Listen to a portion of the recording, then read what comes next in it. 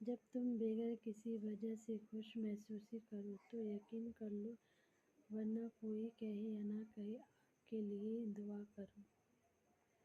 حضرت محمد صلی اللہ علیہ وسلم نے اشارہ فرمایا، 6 چیزوں سے شکایت کبھی مت کرنا: اپنی قسمت کی، اولاد کے سامنے اور اپنے بڑوں کی، اور اپنی ذات مکان ہوتے ہوتے اسے تنگ کی، بھوک کر بھی اپنے ماں باپ، سوال وغیرہ کے سامنے، اپنے دوست کی رخصت کرنے کے بعد بھی اپنا مہمان کی۔ حضرت محمد صلی اللہ علیہ وسلم نے اشارہ فرمایا،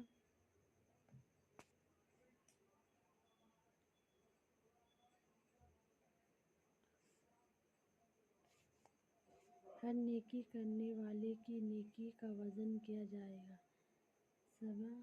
صبر کرنے والے کی بھی بے اندازہ بے حساب دیا جائے گا۔ حضرت علی رضی اللہ عنہ سے فرمایا، جب تم کسی شخص کو اس کی دولت کی وجہ سے عزت دینے لگو تو سمجھو کہ تم نے اپنا ایمان کھو دیا۔ حضرت محمد صلی اللہ علیہ وسلم نے اشارہ فرمایا، لوگوں کے ڈر سے حق بات کہنے سے نہ ڈرو، کیونکہ اللہ کے سوا نہ کوئی موت کے قریب لا سکتا ہے، نہ کوئی رزق دور کر سکتا ہے۔ حضرت محمد صلی اللہ علیہ وسلم نے اشارہ فرمایا، جھوٹ بول کر بھروسہ توڑنے سے بہتر ہے سچ بول کر رشتہ توڑ دیا جائے۔ رشتے پھر جڑ جائیں گے لیکن بھروسہ کبھی نہیں جڑتا۔ حضرت عمر رضی اللہ عنہ سے فرماتے ہیں، اگر اللہ کی مدد چاہتے ہو تو اس کی محفل کیا کرو، دوسرے کو سکون دینے والا کبھی بے سکون نہیں رہتا۔ حضرت محمد صلی اللہ علیہ وسلم نے اشارہ فرمایا، جھوٹ لیکن بھروسہ کبھی نہیں توڑنا چاہیے۔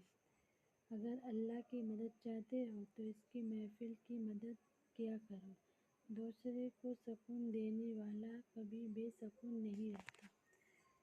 حضرت محمد صلی اللہ علیہ وسلم نے اشارہ فرمایا، اگر تمہاری آنکھ خوبصورت ہے تو تم دنیا سے محبت کرو گے، لیکن اگر تمہاری زبان میٹھا ہے تو دنیا تم سے محبت کرے گی۔ حضرت محمد صلی اللہ علیہ وسلم نے اشارہ فرمایا، صبر 2 طرح کا ہوتا ہے، ایک اس چیز کا صبر جو تمہیں تکلیف دے اور دوسرا اس چیز کی تم تمنا کرتے ہو۔